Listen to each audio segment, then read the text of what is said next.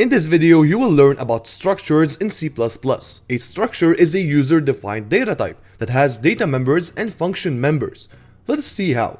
To create a structure, you'll do it outside the main, and you'll say struct like this and give a name to the structure. Let's say we work at a car insurance company and we need to register how many cars there is inside this company. So what I'll do is I'll create a structure of type car, or I'll name this structure car, like this. Now, a structure should have data members and function members. Let's start with data members. Well, data members are simply variables that the structure can have. For example, what does a car have? Generally speaking, a car has a name. So let's give this car a name. So I'll say string car name like this. What does a car also have? Let's say engine type like V12 or V10. So let's say engine type like this. Now let's give this car another data member. For example, the release date. For example, I'll say int year, the year it was released. Now these variables right here are called data members. So I'll write it in comments here, data members. These are the variables that this structure can have. Now, how do we actually use these data members, or how do we actually use a structure? Well, to use a structure, you need to create an object or an instance of this structure. Now, what's an instance? Well, think of an instance as a follower of this certain structure. When you create an instance, this instance should follow the rules that the structure offers. What are the rules of this structure? Well, this structure has these rules that every object of this structure must have these three data members. Well, now that we know what's an instance, how do we create one? Well, if you recall, a structure is a user-defined type. So for example, when you want to define a string, what you'll do is you'll say string name. For example, you created a variable of type string. I'll do the same thing for my car. So what I will do is I'll create a variable of type car. So I'll say car1. So what I did here is I created an instance of the structure car. This is an instance or an object.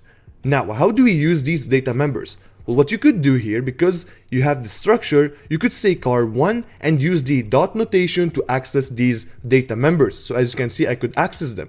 Let's say car name, and what I could do is assign a value. So I could say, for example, Audi, like this. And then let's go ahead and do for engine type. Let's say the engine type is V10.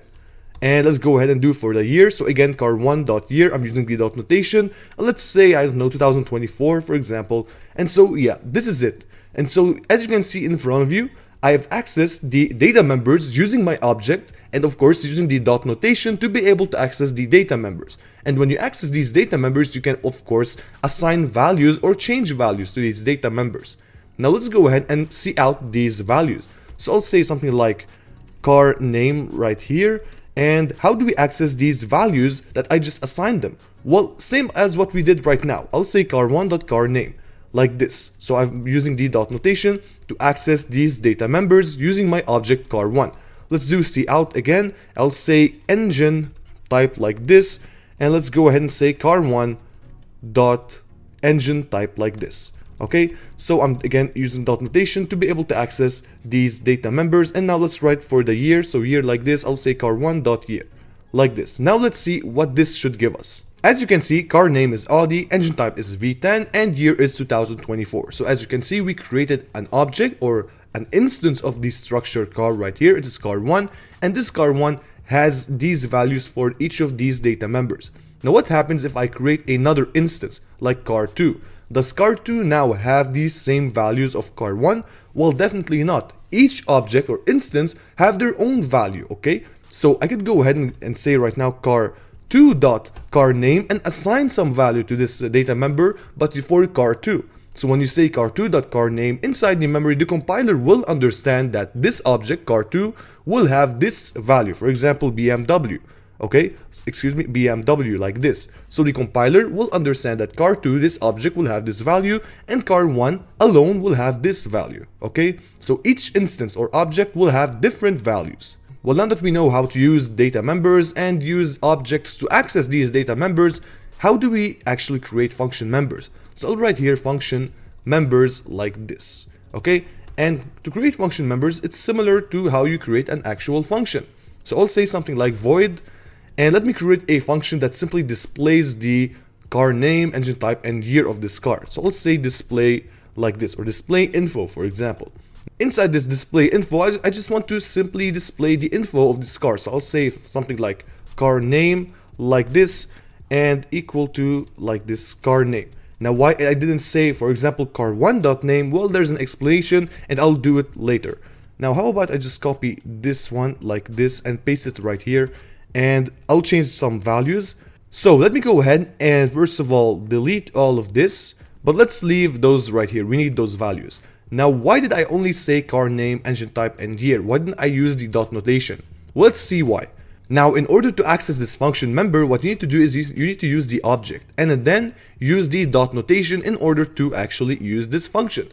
Now, let me go ahead first of all and display what the actual function will do. So if I run my code right now and do like this, as you can see, everything works properly, okay? But how does this work? Well, basically what happened here is that I used car1 to actually call this function. So what will happen is that the compiler will understand that you use this object to call this function. So basically right here, what the compiler will do is it will access the data members of the object that called the function. So if I had, for example, car2 like this, so if I had car2 and I said car2.displayInfo, the compiler will understand that it should get the data members of car2, not car1, because car2 actually called the displayInfo function, okay? So it all depends on what object called the function.